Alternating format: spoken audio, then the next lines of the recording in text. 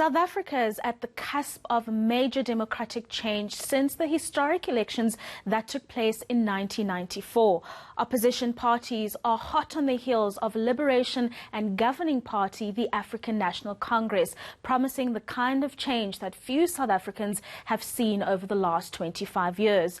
But what does this kind of change mean for ordinary citizens, as well as the democratic dispensation of countries across the continent?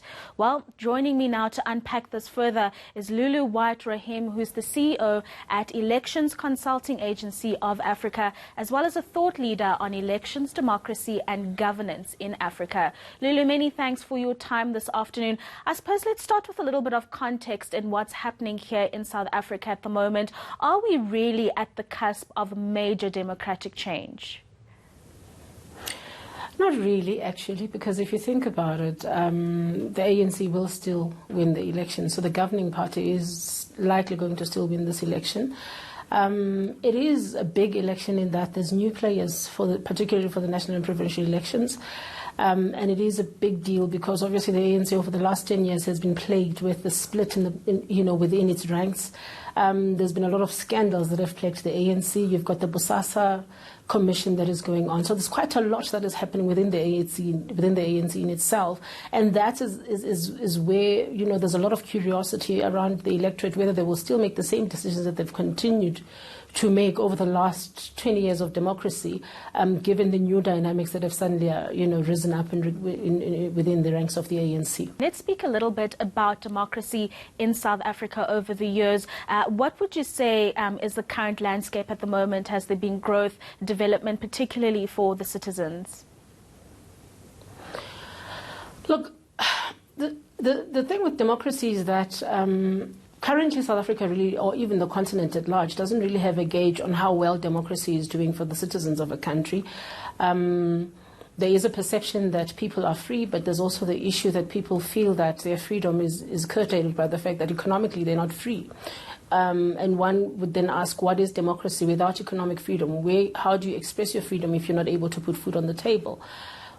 We cannot take away what the governing party has done for the country. Could it have done more? Most definitely.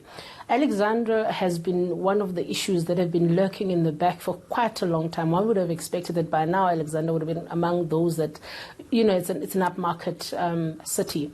The Western Cape, there's issues in the Western Cape that plagued the ANC, that continue to plague the DA currently within the Western Cape, and those issues have still not been verified. They've still not been sorted out.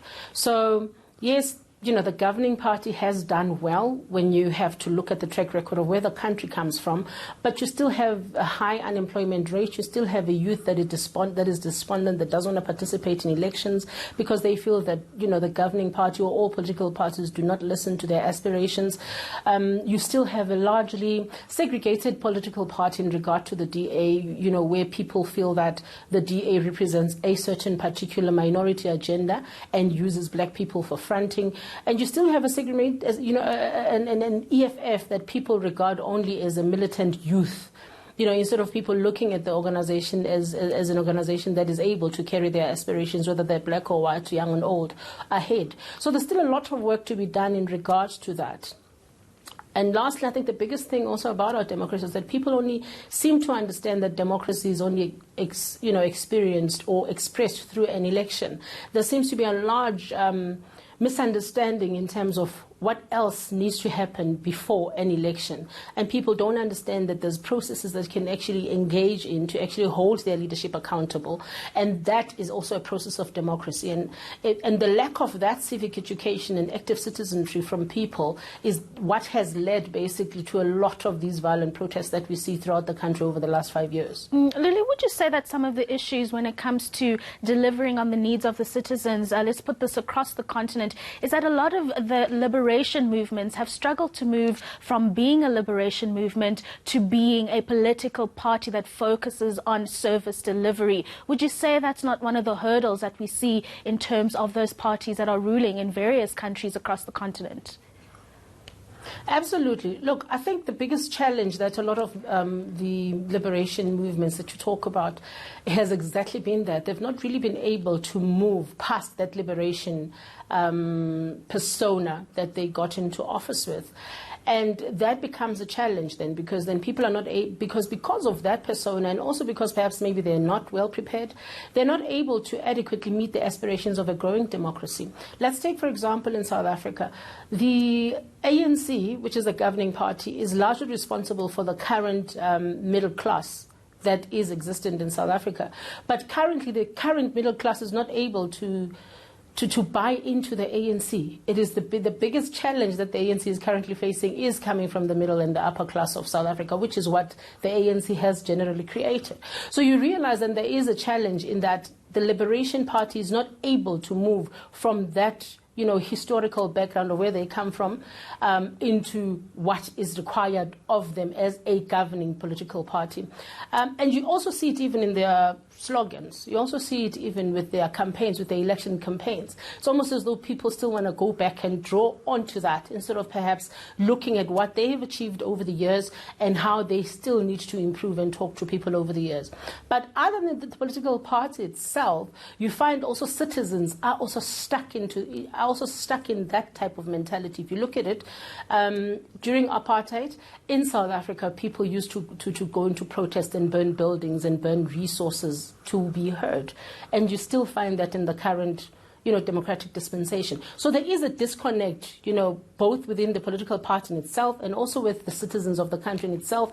There doesn't seem to be an understanding that now you are the one that is in government. It's no longer the apartheid government that's in government. There should be better ways of actually articulating what you're going through. There should be better ways of actually articulating what your frustrations are as the citizens. That would not require you to burn down buildings and library and everything else that, that we find happening lately. Yeah, Lulu, just a final thought from you in terms of other milestone changes in leadership that have taken place across Africa. We've seen most recently with Zimbabwe. I mean, what are some of the lessons that we can take away with government shifts and changes that have taken place in Africa, and really what the implications have been for the people? Look, I think the biggest implication that we can take away, and the lessons that we can take away from that, is that there is no change is coming. Change, is unpredictable. Nobody ever anticipated that Robert Mugabe would ever leave, and neither did anybody anticipate that he would leave at the helm of his own political party, throwing him out. It was ZANU-PF, that actually did throw him out. So it did happen. And you've got al-Bashir as well, who was in office for 26 years. He did not see it coming, but now he's actually out of office. So one gets the sense that the citizens or the electorate in itself is getting impatient, and the exposure and Africa being linked through the global market through social media is kind of opening up a whole lot of opportunities for people to now be able to riot and protest against the leadership that they're not looking for, or that they do not want, that does not represent their aspirations as best as they want. Now, it basically means that, in Liberia also there was a nice changeover during elections of the new president coming in. You had Yahya Jammeh in Gabon as well, who he lost the election, but he sort of wanted to hold on to power until the new president came in. So you realize that there is a very large shift that is happening on the continent in regard to the change of leadership, and there will come a time where all of these so-called dictators will be forced out of office, and largely because, like I said, Africa as a continent is growing, and as it's growing as a continent, it's being influenced by what is happening outside, and they want to see, people are impatient and they're ready, and they want to see the change that's going to come.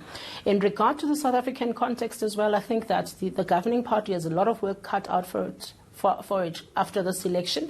I think if there's one election that they've been held, at the scuff's neck with regards to being accountable for their action, it's this particular time. And I think after this election, even if they do win, they're going to have a lot of work cut out for it in terms of having to work to retain power in the next national and provincial elections. Right, a very important point there, saying that people across the African continent have become impatient and they want to see change that benefits them in all the right ways. Lulu, thank you very much for your time today. I've been speaking there to Lulu White Raheem, who's the CEO at the Elections Consulting Agency of Africa. Stay tuned. When we return, the Sudanese Military Council rejects civilian majority rule. Stay with #Africa.